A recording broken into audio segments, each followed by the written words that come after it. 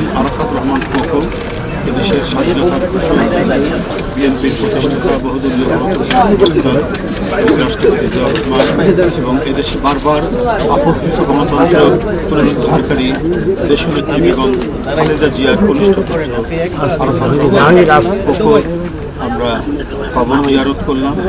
এক দুঃসময়ে, এক ক্রান্তিকালে আরাফাত রহমান কোকো পৃথিবী থেকে চলে গিয়েছে।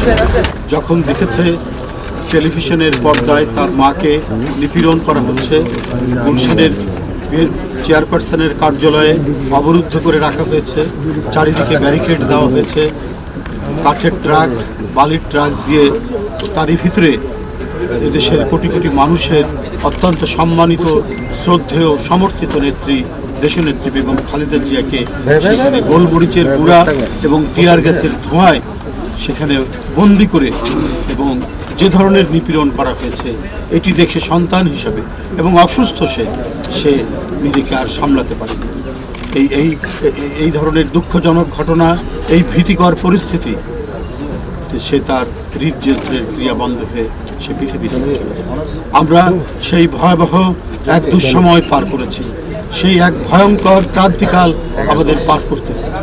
কিন্তু পার করতে গিয়ে জিয়া পরিবারের উপর যে নিপীড়ন হয়েছে, নির্যাতন হয়েছে, তা ভাষায় বর্ণনা করা যায় না। এটা বর্ণনার অতীত একটি ঘটনা। জিয়াউর রহমান এবং বেগম খালেদা জিয়ার জ্যেষ্ঠ পুত্র তারেক রহমান, তাকে আগেই পাদরি আন্দোলনের ফসল 111 সরকার তাকে শারীরিকভাবে নিপীড়ন, নির্যাতন করা হয়েছে। তাকে দেশ থেকে চলে যেতে, তাকে দেশ থেকে বের করে দেওয়া হয়েছে। একরকম এই ধরনের বাধ্যতামূলক আচরণ করেছে। তারপরে লন্ডনে গিয়ে সেখানে তিনি চিকিৎসাধীন ছিলেন, সেখান থেকে চেষ্টা করেছেন এদেশে গণতন্ত্র ফেরানোর জন্য। আপনারা জানেন, তাকেও আইন করে তার কথা বলা বন্ধ করেছিল সে যাতে ফিরতে না পারে, তাই একের পর এক মিথ্যা মামলা দিয়ে সাজা দিয়ে যাচ্ছে। মানে নিপীড়নের এমন কোনো ধারালো অস্ত্র নেই যেটা জিয়া পরিবারের উপর সেটা নামিয়ে নিয়ে আসা হয়নি। দেশনেত্রী বেগম খালেদা জিয়া, তার জ্যেষ্ঠ পুত্র তারেক রহমান এবং আরাফাত রহমান কোকো কেউ শান্তিতে এবং নিজ গৃহে বসবাস করতে পারে। এই বিষাক্ত পরিবেশ সেই সময়ের ফ্যাসিবাদের দোসর এবং তার যে প্রধান প্রতিভূ, তারা এইটি করেছে। আল্লাহর অশেষ রহমত, অন্যায় করলে, অবিচার করলে, বেইনসাফি করলে রোজকার সাধারণ খাবার এখন হবে অসাধারণ। প্রাণ স্বাদের মশলা, স্বাদ বাড়ায়, ঘ্রাণ ছড়ায়। তারা যে আল্লাহর বিচারের মধ্যে পড়ে, সেটা তার প্রমাণ 5ই আগস্ট, যে সমস্ত কিছু ফেলে দিয়ে তাকে দেশ থেকে চলে যেতে হয়েছে। যাই হোক, আজকে আমি রাজনীতির কথা বাড়াবো না, আমি শুধু এটুকুই বলবো যে আরাফাত রহমান কোকো এদেশের এক ভয়াবহতম নিপীড়নের শিকার। তার যদিও সে মৃত্যুবরণ করেছে, আপাত দৃষ্টিতে মনে হবে যে স্বাভাবিক, এটা স্বাভাবিক মৃত্যু ছিল না, বরং কষ্ট, দুঃখ, বেদনা সহ্য করতে না পেরে তাকে পৃথিবী থেকে চলে গেছে। উনি রাজনীতি করতেন না, উনি ক্রীড়া সংগঠক ছিলেন, রাজনীতির সাথে কোনো সম্পর্ক নেই। শুধুমাত্র বেগম খালেদা জিয়ার পুত্র, জিয়াউর রহমানের পুত্র, এই কারণে তার বিরুদ্ধে মিথ্যা মামলা, এই কারণে তাকে নানাভাবে সেই 111 সরকার, মঈনুদ্দিন ফখরুদ্দিন থেকে শুরু করে ক্রমাগতভাবে শেখ হাসিনা তার বিরুদ্ধে মামলা দিয়েছে এবং তাকে মানসিকভাবে নিপীড়ন এবং যন্ত্রণার মধ্যে রেখেছে বলেই সে পৃথিবী থেকে চলে গেছে। আমরা এখানে যারা নেতৃবৃন্দ উপস্থিত রয়েছেন সবাই আল্লাহর কাছে তার আত্মার মাগফিরাত কামনা করছি। আল্লাহ যেন তাকে বেহেশত নসিব করেন, আল্লাহ যেন দেশনেত্রী বেগম খালেদা জিয়া বেহেশত নসিব করেন। তিনি নিপীড়ন সহ্য করতে করতে তিনিও পৃথিবী থেকে চলে গেছেন। আল্লাহ আমাদের এই দলের প্রতিষ্ঠাতা, যার চিন্তা, দর্শন এবং আদর্শ নিয়েই আমরা যাতে চলতে পারি, সেই শহীদ রাষ্ট্রপতি জিয়াউর রহমানের আমরা আত্মার মাগফিরাত কামনা করছি।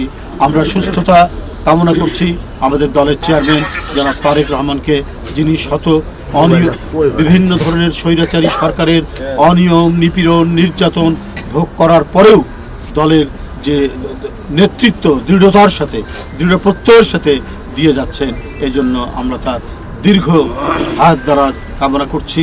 তিনি দীর্ঘায়ু হন এবং এদেশের জাতীয়তাবাদী শক্তি, দেশপ্রেমিক শক্তি এবং স্বাধীনতা সার্বভৌমত্বে যারা বিশ্বাস করে, সেই শক্তির পক্ষে তার যে অটুট নেতৃত্ব, সেই নেতৃত্ব যাতে তিনি দিয়ে যেতে পারেন। গতকালকে এনসিপি একটি অভিযোগ করেছে রাতের 10:30 থেকে 10:30 আনুষ্ঠানিকভাবে যে মধ্যরাতে মাইক বাজিয়ে তারেক রহমান সহ বিএনপির নেতারা যারা আছেন তারা নির্বাচনী আচরণবিধি লঙ্ঘন করছে। এই বিষয়ে আপনাদের অফিসের বক্তব্য শুনে হবে। এটা অফিসের সম্পূর্ণ সার্বজনীনভাবে মিথ্যা। আপনি দেখেছেন যে নির্বাচন কমিশনের অনুরোধে উনি উত্তরবঙ্গের সফর তার নিজের যে জেলা সেই বগুড়া এবং তিনি যাচ্ছিলেন কবর জিয়ারত করে, যে আবু সাইদের কবর জিয়ারত করতে, সেইটা তিনি কি বলে যে বাতিল করেছেন। বাতিল করেন যেদিন থেকে নির্বাচনী কর্মকাণ্ড করা যাবে ঠিক সেই দিন থেকেই তিনি দেশের একজন প্রখ্যাত সুফি সাধক হযরত শাহজালাল রাদিয়াল্লাহু আনহুর মাজার জিয়ারত করে তিনি সেখান থেকে শুরু করেছেন। বরং এটা একটি পরিকল্পিত হাইপার প্রোপাগান্ডার অংশ। জনাব তারেক রহমান তিনি তার যে ডিসেন্ট কথাবার্তা, তার যে চমৎকার বক্তব্য এবং জনগণের সাথে সম্পর্কিত এবং জনগণের সাথে মিথস্ক্রিয়ার মাধ্যমে তার বক্তব্য যে আজকে প্রশংসিত হচ্ছে, তার নেতৃত্ব যে আজকে সারা দেশের মানুষের কাছে গ্রহণযোগ্য, এটিকে মেলাইন করার জন্য, এটি জনগণের কাছে বিভ্রান্তি তৈরি করার জন্য কথা বলা।